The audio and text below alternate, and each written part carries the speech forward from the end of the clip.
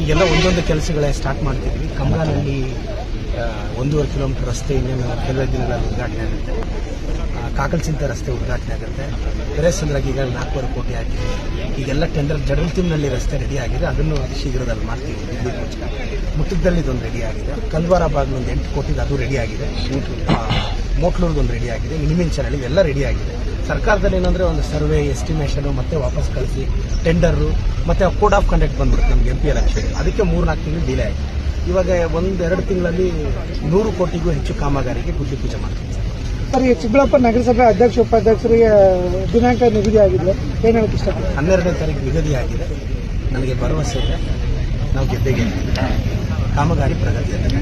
Sir, ಈಗ ಯಾವಾಗಲೂ ಚಿಕ್ಕಬಳ್ಳಾಪುರ ನಗರಸಭೆ ಅಧ್ಯಕ್ಷರ ಉಪಾಧ್ಯಕ್ಷರ ಆಯ್ಕೆ ವಿಚಾರದಲ್ಲಿ ಕುದುರೆ ವ್ಯಾಪಾರ ನಡೆಯುತ್ತೆ, ಅಕ್ರಮಗಳು ನಡೆಯುತ್ತೆ, ಏನು ಹೇಳ್ತೀವಿ? ನಾನು ಈ ಬಾರಿ ಚುನಾವಣೆ ನಮಗೆ ಪಕ್ಷದ ಸಿದ್ಧಾಂತ, ನಾನು ಕುದುರೆ ವ್ಯಾಪಾರ ಯಾವುದೇ ಕಾರಣ ಸಿಗಲ್ಲ. ನಮಗೆ ಈ ಬಾರಿ 12 ತಿಂಗಳಕ್ಕೆ ನಮಗೆ ಸ್ಥಾನ ಸಿಗದೇ ಇದ್ರೂ ಪರವಾಗಿಲ್ಲ. ಪಕ್ಷ ಸಿದ್ಧಾಂತ ಉಳಿಬೇಕು.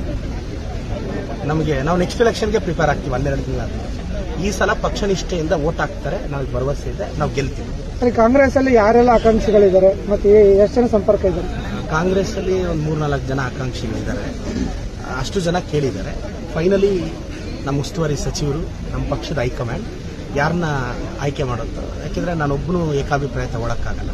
ನಮ್ಮೆಲ್ಲ ಮುಖಂಡರಿದ್ದಾರೆ, ನಮ್ಮ ಬಚ್ಚೇಗೌಡ ಸಾಹೇಬ್ರಿದ್ದಾರೆ, ನಮ್ಮ ಹಿರಿಯರು, ನಮ್ಮ ರವೀಣ್ ಅವರಿದ್ದಾರೆ, ಪ್ರಕಾಶ್ ಅವರಿದ್ದಾರೆ, ನಮ್ಮ ಮುನೇಗೌಡ ಸರ್, ನಮ್ಮ ಟೀಮ್ ಸುಧಾ ಅಣ್ಣ, ಇವರೆಲ್ಲ ಒಂದು ಟೀಮ್ ಇದೆ. ಎಲ್ಲರೂ ನಮ್ಮ ವೆಂಕಟಣ್ಣ ಎಲ್ಲ ಅಭಿಪ್ರಾಯ ತಗೊಂಡು ಮುಂದುವರಿತಾರೆ.